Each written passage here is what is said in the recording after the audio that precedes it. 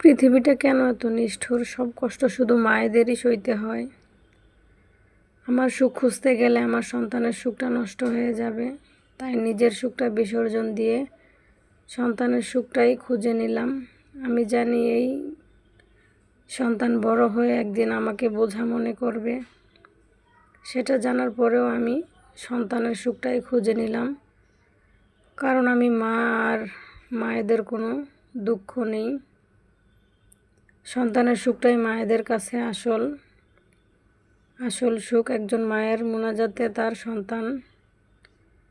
সন্তানের জন্য সবসময় আগে দোয়া থাকে। এই কথাগুলো হাজারো মায়ের। দোয়া করে সবাই যেন ভালো থাকে, সুস্থ থাকে, সুন্দর থাকে। আসসালামু আলাইকুম সবাইকে, শুভরাত্রি।